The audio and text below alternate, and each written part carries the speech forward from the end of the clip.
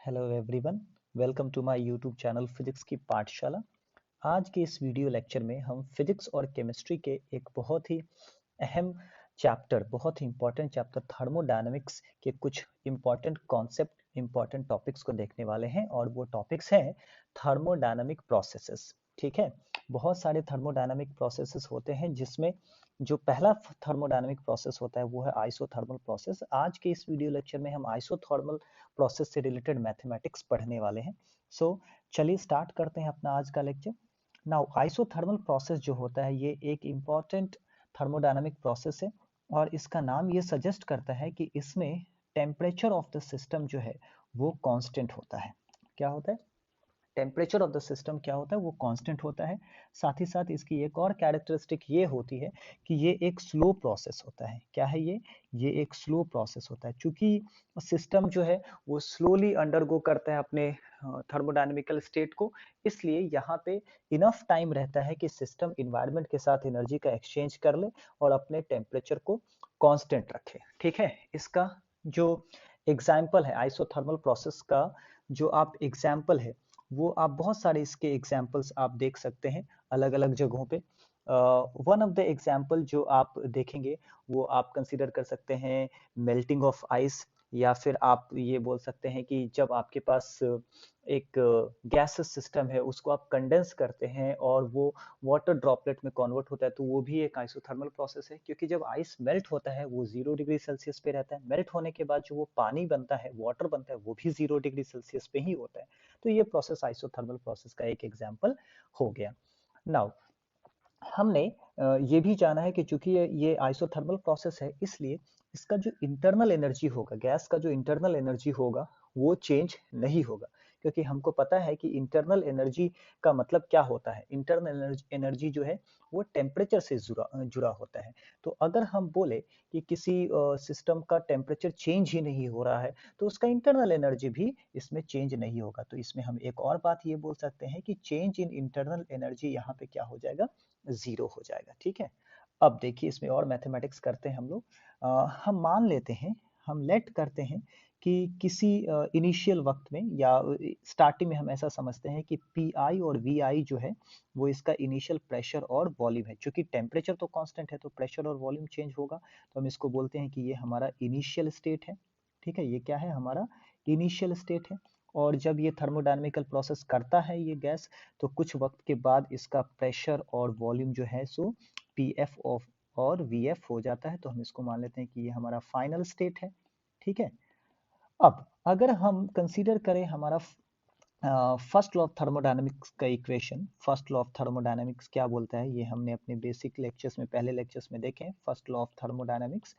तो ये हमको क्या बताता है, ये हमको बताता है कि हम जो सिस्टम को एनर्जी देते हैं डेल्टा क्यू, उससे आप कुछ काम कर लेते हैं और बाकी की जो बची हुई एनर्जी होती है उससे आप उस सिस्टम का इंटरनल एनर्जी को इंक्रीज करते हैं। अब यहाँ पे अगर हम लोग देखें इस केस में तो इंटरनल एनर्जी 0 है। तो अगर इंटरनल एनर्जी को हमने यहाँ पे 0 रख दिया, ये इंटरनल एनर्जी का जो चेंज है वो अगर 0 रख दिया, इंटरनल एनर्जी 0 नहीं है, चेंज इन इंटरनल एनर्जी यहाँ पे 0 है, तो हमें सिर्फ क्या मिलेगा, delta Q is equal to W. ठीक है, मतलब आइसोथर्मल प्रोसेस एक ऐसा प्रोसेस होता है जिसमें आप जितनी भी एनर्जी सिस्टम को देते हैं वो सारी एनर्जी से सिस्टम क्या करता है, काम करता है। ठीक है, ये एक अहम अहम पॉइंट है, ये बहुत ही इंपॉर्टेंट पॉइंट है आइसोथर्मल प्रोसेस से रिलेटेड। ठीक है, अब आइए हम कैलकुलेट करते हैं कि वर्क डन कैसे निकाला जाए, हम देखते हैं उसका मैथमेटिक्स क्या होगा वर्क डन का। ठीक है, और साथ ही साथ हम ये भी देखेंगे कि एनर्जी का क्या मैथमेटिक्स हो जाएगा। ऑफ कोर्स चूंकि एनर्जी और वर्क डन सेम ही है तो दोनों का एक्सप्रेशन सेम आने वाला है, तो वर्क डन का इसमें एक्सप्रेशन देखना है हमें। आइए, चलिए, हमको ये पता है कि वर्क डन कोई गैस जो करता है उसका एक्सप्रेशन इन जनरल कैसे निकालते हैं। अगर वॉल्यूम हमको मालूम हो कि वॉल्यूम इनिशियली कितना है और फाइनली कितना है, तो हमको पता है, हम लिख सकते हैं कि सिंस वी नो दैट कि एक स्मॉल वर्क डन जो है वो इस फॉर्मूले से हम पता कर सकते हैं पी डीवी, जहां पे डीवी क्या है, डीवी जो है सो चेंज इन वॉल्यूम है। लेकिन हमारा जो वॉल्यूम है उसका लिमिट भी हमको मालूम है कि वो वॉल्यूम जो है सो वी आई से चेंज होके वी एफ तक जा रहा है। तो हमको अगर लिमिट पता है तो हम टोटल वर्क निकाल सकते हैं। So therefore we can say that the total work done in this process, isothermal process में जो रहेगा, जिसको हम लोग W बोल सकते हैं, तो ये हमें मिलेगा इंटीग्रल PdV से, जहाँ पे हमें इसका इंटीग्रेशन का जो लिमिट है वो भी हमको मालूम है ना। इसको मानते हैं हम इक्वेशन नंबर 2, ठीक है, इसको हम लोग मान लेते हैं इक्वेशन नंबर 2। अब देखिए, अगर हम कंसीडर कर, जो गैस कंसीडर कर रहे हैं वो गैस तो हमारा एक आइडियल गैस है, तो हमको पता है कि फॉर एन आइडियल गैस हमें आइडियल गैस इक्वेशन भी पता है। आइडियल गैस इक्वेशन हमें क्या बताता है? आइडियल गैस इक्वेशन बताता है कि पीवी जो है वो nRT के बराबर होती है। n जो है सो नंबर ऑफ मोल है, r किसको कहते हैं? रियल गैस कांस्टेंट को कहते हैं। तो यहाँ से P क्या हो जाएगा? P का फॉर्मूला हो जाएगा nRT अपॉन V। इसको समझ लीजिए इक्वेशन नंबर 2।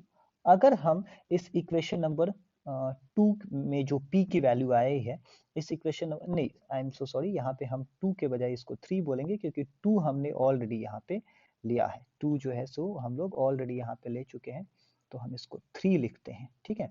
अगर हमने इसको यहाँ से उठा के सब्स्टिट्यूट कर दिया इक्वेशन नंबर 2 में, तो हमें क्या मिल जाएगा? चलिए आइए, इक्वेशन नंबर 2 हमारा अब क्या बनेगा?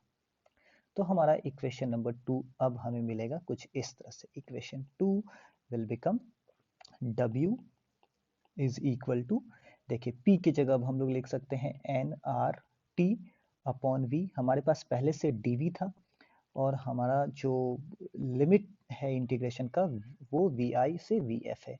इसको हम लोग सॉल्व करते हैं। n, R और T जो है वो कांस्टेंट है, तो यहाँ पे आएगा dV अपॉन V।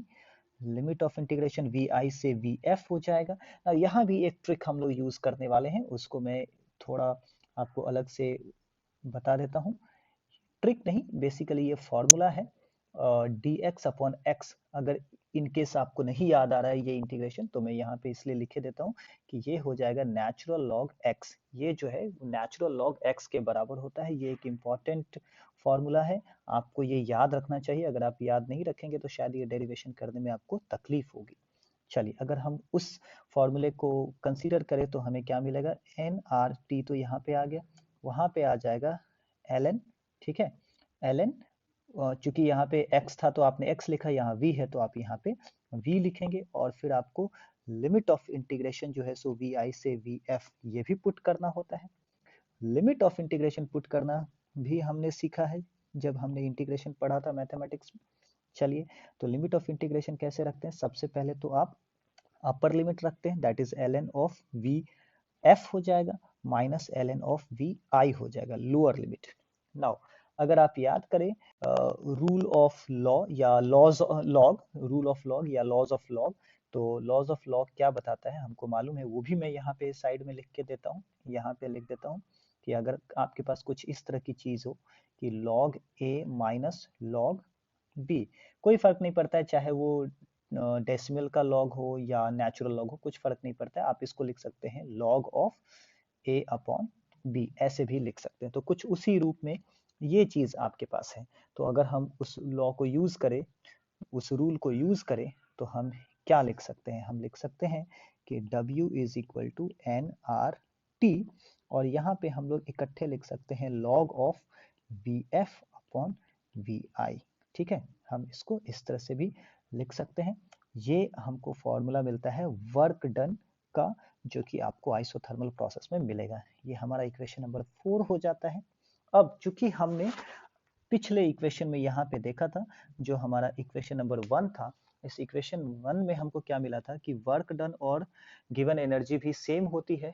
तो हम कह सकते हैं कि यही वर्क डन का जो एक्सप्रेशन आया है, ये एनर्जी का भी एक्सप्रेशन आ जाएगा। तो यहाँ पे हम लिखेंगे कि from equations 1 and 4, from equations 1 and 4 हम लिख सकते हैं कि जो एनर्जी मिलेगा, ये जो एनर्जी का एक्सप्रेशन है, वो भी nRT natural log of VF minus VI हो जाएगा, ठीक है। तो ये हमारा एक्सप्रेशन एनर्जी का हो गया, और वर्क डन का एक्सप्रेशन हो गया। इसको आप इक्वेशन 5 मान लीजिए, दोनों भी सेम ही है। अब इसमें जो एक चीज रह जाती है समझने के लिए, वो रहता है कि इसका इंडिकेटर डायग्राम का मतलब क्या होता है? तो इंडिकेटर डायग्राम जो होता है उसे आप पीवी डायग्राम भी बोलते हैं। तो इंडिकेटर डायग्राम जब आप बनाएंगे तो उसके लिए आपको ये बताना पड़ेगा कि प्रेशर और वॉल्यूम के बीच में किस तरह का चेंज है, वो कैसे एक दूसरे के साथ चेंज होते हैं। तो ये y और x एक्सिस पे हम लोग इसको एक एक करके ड्रॉ करते हैं। y एक्सिस पे हम प्रेशर को प्लॉट कर लेते हैं, x एक्सिस पे हम लोग वॉल्यूम को प्लॉट कर लेते हैं। मान लीजिए कि इसका इनिशियल स्टेज जो है वो a है। a is the initial state जहाँ पे इसका प्रेशर pi था और वॉल्यूम vi था, और ये कुछ टाइम के बाद जो है एक फाइनल स्टेट पे पहुंच जाता है, जो कि मान लीजिए यहाँ पे पहुंच जाता है, ठीक है, जिसका प्रेशर pf था और वॉल्यूम vf था। तो ये जो पाथ ट्रेस करता है यहाँ से a से b तक, वो कुछ इस तरह का पाथ ट्रेस करेगा अगर ये आइसोथर्मल प्रोसेस में जा रहा है। तो ये हो जाता है हमारा इंडिकेटर डायग्राम। इसको हम लोग क्या बोलेंगे? Indicator diagram. ठीक है, तो इस तरह से इस इंडिकेटर डायग्राम के साथ ही ये आइसोथर्मल प्रोसेस से रिलेटेड बाकी सारी चीजें मैंने आपको कवर कर दी।